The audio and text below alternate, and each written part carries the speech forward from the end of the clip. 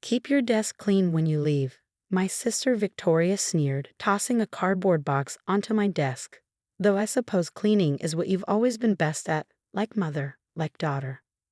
The words cut deep, but I kept my face neutral as I stared at the box. 10 years of dedication to Chen Industries, our family's tech company, reduced to a single cardboard container. The irony wasn't lost on me, being fired on my 35th birthday. I'm Rachel Chen, though according to Victoria, I don't deserve the family name. You see, my mother was the company's janitor when she fell in love with my father, James Chen. Their marriage scandalized Boston's elite business circles, and even after 36 years, some wounds never healed. Victoria, my half-sister from Dad's first marriage, never let me forget my mother's origins. Even now, as she stood in my office in her perfectly tailored Chanel suit, her expression carried that familiar mixture of disgust and superiority. The board meeting's in an hour, she said, checking her Cartier watch. Dad wants this done before then. Can't have the new investors seeing any family drama.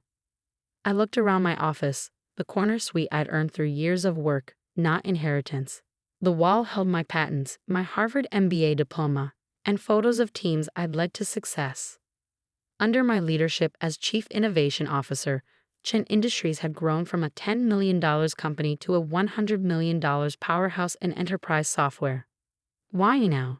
I asked quietly, though I already knew the answer.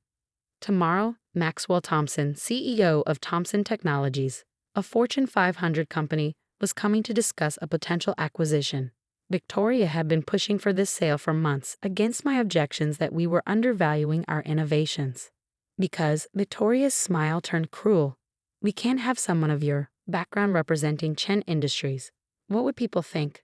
Besides, you've served your purpose. The patents are in the company's name, and your innovations will help us secure a good price from Thomson. My hands clenched under the desk. Those innovations weren't just patents. They were my life's work. I developed our flagship security software while still in college, working nights while Victoria partied through her business degree. Does Dad know about this? I asked, though his absence answered my question. It was his idea, Victoria replied, enjoying my flinch. He said it's time to clean house before the sale, starting with the janitor's daughter. The door opened and Dad walked in. At 65, James Chen still commanded attention, his silver hair and stern expression reflecting decades of business success. But when his eyes met mine, they held none of the warmth I remembered from childhood. The paperwork's ready, he said, placing a document on my desk. Standard termination agreement. Your shares will be bought out at current market value. I stared at my father, searching for any sign of the man who used to sneak me ice cream when I stayed late helping Mom clean the offices. The man who beamed with pride at my college graduation. He avoided my gaze. You're making a mistake, I said softly. Our new security platform launched next month. We'll proceed under new management, Victoria interrupted. We don't need you anymore, Rachel. We never did. You were just a cheap developer who happened to share some DNA. I picked up the termination agreement, scanning its contents. My eyes caught on a clause that made my blood run cold. They weren't just firing me, they were trying to strip me of all rights to my innovations. I won't sign this, I said, placing the document down. These terms are ridiculous. Victoria's smile widened. Then we'll sue you for breach of contract. Every line of code you wrote belongs to Chen Industries. Sign now, take the money, and disappear. Otherwise, our lawyers will ensure you never work in tech again. I looked at Dad, but he was studying his shoes. The message was clear. He'd chosen his side long ago. With steady hands, I began packing my personal items. Family photos went first. Mom at my graduation, Dad teaching me to code, even one with Victoria from happier times. Each memory felt like a weight in the box. 1 hour, Victoria reminded me. And don't forget to turn in your key card. We wouldn't want the janitor's daughter getting any ideas about late-night visits. They left me alone with my box and my thoughts. As I packed, my phone buzzed with a text. The name on a screen made me pause. Maxwell Thompson, still on for dinner tonight? Need to discuss something important before tomorrow's meeting. A small smile crossed my face. Victoria and Dad had no idea I'd been meeting with Maxwell for months, ever since he first expressed interest in Chen Industries. They also didn't know about the secret I discovered in those meetings, a secret that would turn their world upside down. I typed a quick reply. Definitely, there have been some interesting developments. Looking around my office one last time, I picked up my box. Victoria wanted me gone before the board meeting. Fine, but tomorrow's meeting with Thomson Technologies would change everything. Because Maxwell Thompson wasn't just coming to discuss an acquisition. He was coming to meet his daughter. And I had the DNA test to prove it. The Le Cirque restaurant buzzed with the quiet murmur of Boston's elite conducting their million-dollar deals over French cuisine. I sat at a corner table, still wearing my office clothes, feeling distinctly out of place among the designer suits and evening wear. Rachel. Maxwell Thompson's deep voice drew my attention. At 68, he carried himself with the quiet confidence of a man worth billions. His steel gray hair and sharp blue eyes. My eyes commanded respect. I heard about what happened today, he said, settling into the chair across from me. Victoria moved faster than we anticipated. I took a sip of water, letting the cool liquid calm my nerves. They want me out before your visit tomorrow. Victoria thinks she's orchestrating a simple acquisition. Maxwell's face darkened. There's nothing simple about what they did to your mother. To us. The waiter approached, but Maxwell waved him away with a practiced gesture. This wasn't a dinner meeting. This was a war council. Tell me everything, he said. I recounted the day's events, watching his expression grow stormier with each detail. When I mentioned Victoria's janitor's daughter comment, his knuckles whitened around his water glass. Your mother, he said quietly, was the most brilliant woman I've ever known. We met at MIT. She was there on a full scholarship, studying computer science while working as a janitor to support her family. We fell in love, planned a future together. Then James Chen offered her a job at his struggling tech company. I knew parts of this story. Mom had shared bits over the years. But now, hearing it from Maxwell, the pieces were finally falling into place. What Mom didn't know, Maxwell continued, was that James had discovered her pregnancy. He threatened to destroy both our careers unless she married him instead. Said he'd use his family connections to ensure neither of us ever worked in tech again. And you just let her go? The question that had haunted me for years slipped out. Maxwell's eyes met mine, filled with old pain. I was building Thomson Technologies then. One wrong move, and I'd have lost everything. Your mother made the choice to protect both our futures. She made me promise to stay away, to build something that could one day protect you. He pulled out a folder, sliding it across the table. Inside were documents I'd never seen. Letters from my mother to Maxwell, dated throughout my childhood. Photos of me growing up, taken from a distance, and most importantly, the DNA test results we secretly conducted 3 months ago.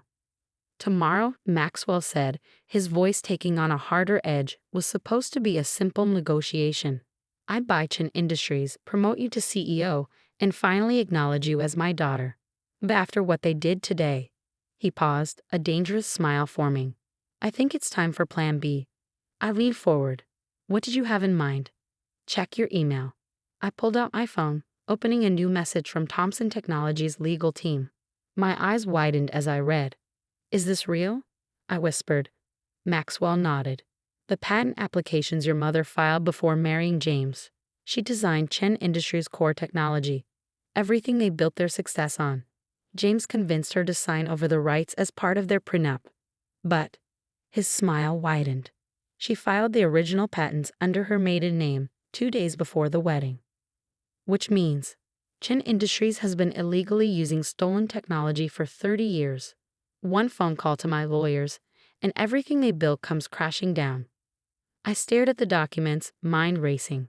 All those years of Victoria's snide comments about my background, Dad's gradual coldness, the board's dismissal of my contributions. They never knew they were stealing my mother's innovations. There's more, Maxwell said, pulling out another document. Remember that security platform you've been developing? The one Victoria thinks belongs to Chen Industries. I nodded. The platform was revolutionary, a quantum-resistant encryption system that would revolutionize enterprise security. Check the filing date on your patent application. I looked at the timestamp, 11:59 p.m., the night before I'd submitted it to Chen Industries' legal team. My private application, filed under my own name, predated the company's claim by exactly 1 minute. You knew? I asked, looking at Maxwell in surprise. He shrugged. I've had people watching out for you your whole life, Rachel. When I saw the patent filing, I knew it was time to move. Victoria's push for this acquisition just moved up our timeline. So tomorrow, Maxwell's eyes gleamed. We go to war. Victoria wants to play hardball. Let's show her what real power looks like. As we spent the next 2 hours planning, I felt a lifetime of uncertainty falling away. I wasn't just the janitor's daughter anymore. I was Maxwell Thompson's heir, my mother's daughter, and after tomorrow, Victoria and Dad would learn exactly what that meant. My phone buzzed, a text from Victoria. Board approved your termination. Don't bother coming to tomorrow's meeting. Security has been notified. I showed Maxwell the message. He read it and laughed, a sound that would have sent chills down the spines of his business rivals. Perfect, he said. They won't see us coming. As I left Les Cirque that night, another text came through, this one from my mother. Heard what happened. Remember what I taught you. Sometimes the best revenge is letting them think they've won, until they haven't. I smiled, thinking of tomorrow's meeting. Victoria thought she was saving Chen Industries from the janitor's daughter. She had no idea she was about to hand it over to the real owner. The next morning, Chen Industries' lobby buzzed with unusual activity. Board members and executives streamed into the building, all dressed to impress for the Thompson Technologies meeting. I watched from my car across the street, timing my entrance perfectly. 10:59 a.m., 1 minute before the meeting was scheduled to begin. I stepped into the lobby wearing a crisp Armani suit, a gift from Maxwell. The security guard's eyes widened in recognition. Ms. Chen, I'm sorry, but... It's fine, George. I smiled, holding up a visitor's badge. I'm here for the Thompson Technologies meeting, as their legal consultant. Before he could process this information, the elevator doors opened. Maxwell Thompson stepped out, commanding attention without effort. Behind him, a team of lawyers carried briefcases that would soon change everything. Rachel, he smiled warmly. Shall we? We walked together to the main conference room, where I could already hear Victoria's voice through the door, smooth and confident. And with our recent restructuring, Chen Industries is perfectly positioned for. Maxwell pushed open the door mid-sentence. The room fell silent. Victoria recovered first. Mr. Thompson, we weren't expecting you for another. Her voice trailed off as she saw me. What is she doing here? Miss Chen is here as part of my legal team, Maxwell said coolly, taking his seat at the head of the table. Dad's usual place. Shall we begin? Dad stood up, face reddening. Now see here, Thompson. We had an agreement about today's meeting, and Rachel is no longer employed. Sit down, James. Maxwell's voice cut through the room like steel. Before you embarrass yourself further. His lawyers began distributing folders to everyone present. I watched Victoria's face as she opened hers, saw the moment her practiced smile cracked. This is impossible, she whispered. The original patents, Maxwell announced to the room, filed by Sarah Lin, now Sarah Chen, in 1988. The core technology that built this company. He paused, letting the implications sink in. Technology that was illegally appropriated through coercion and fraud. Dad's face had gone from red to white. You can't prove. The prenuptial agreement, I cut in, enjoying Victoria's flinch at my voice. The one where Mom signed over her patents. Turns out there's an interesting clause about coercion and full disclosure. Mom kept the original draft, the one before you added those extra pages, Dad. Victoria slammed her folder shut. This is ridiculous. Even if these patents were valid, which they're not, the statute of limitations doesn't apply, Maxwell's lead lawyer interjected smoothly, when the theft is ongoing. Each new version of the software represents a fresh violation. And speaking of software, he nodded to me. I pulled out my own folder. The new security platform Victoria was so excited about. Here's my personal patent application, filed before the company's claim. And here's my mother's original code from 1988, showing how I built upon her work that never legally belonged to Chen Industries. The board members were muttering now, papers rustling as they digested the implications. 30 years of success built on stolen technology. Stock values would plummet. Criminal charges were possible. Why are you doing this? Dad's voice was barely a whisper. After everything I gave you. Gave me? I stood up, feeling years of suppressed anger rising. You stole Mom's future, forced her to marry you by threatening her career, made her work as a janitor to hide her brilliance, then raised her daughter to feel ashamed of her heritage. It was for the company, he protested weakly, for the family. Speaking of family, Maxwell interrupted, his voice carrying a weight that drew all eyes to him. There's one more document you should see. He slid a final paper across the table. The DNA test results. Victoria grabbed it first, her eyes scanning the page. She looked up at me, then at Maxwell, her perfect composure finally shattering.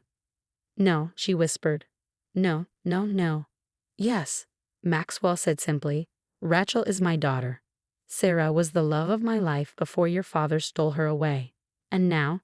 He smiled, but it held no warmth. Now I'm here to take back everything he took from us.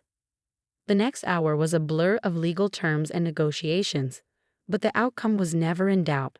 By the end, Chen Industries had a new owner, a new CEO, and a very different future. Victoria stormed out when the papers were signed, but Dad remained, looking old and defeated.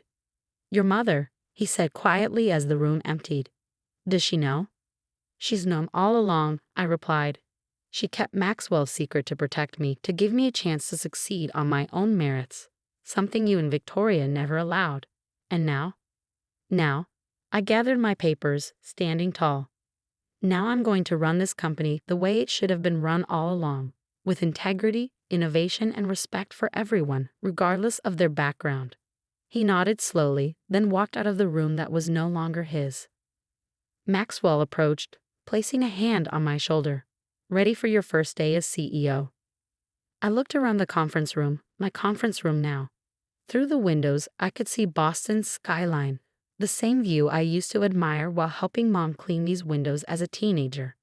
Actually, I smiled. There's something I need to do first. An hour later, I stood in the lobby, watching as the maintenance staff gathered, confused by the all-hands meeting call. Mom was there too. She'd never quit her job, even after I became an executive. First order of business as CEO, I announced to the surprised crowd. Every maintenance and janitorial staff member is getting a raise, full benefits, and a direct path to professional development if they want it. I met Mom's eyes, seeing them fill with tears of pride. Because in this company, everyone deserves a chance to rise. That night, as I sat in my new office, the CEO's office, I received one final text from Victoria. You'll regret this. Nobody will respect a janitor's daughter as CEO. I smiled, typing my response. You're right about one thing. I am a janitor's daughter. I'm also a brilliant inventor's daughter, a tech mogul's daughter, and now, I'm your boss. Clean out your desk by tomorrow. Looking out over the city lights, I thought about legacy, family, and justice. Victoria and Dad had tried to erase my mother's contributions, to shame me for my background. Instead, they'd given me the motivation to reclaim everything: the company, the truth, and my heritage. Sometimes, the greatest revenge isn't about destroying your enemies. It's about becoming exactly who you were meant to be, despite their best efforts to hold you back. And sometimes, the janitor's daughter ends up owning it all.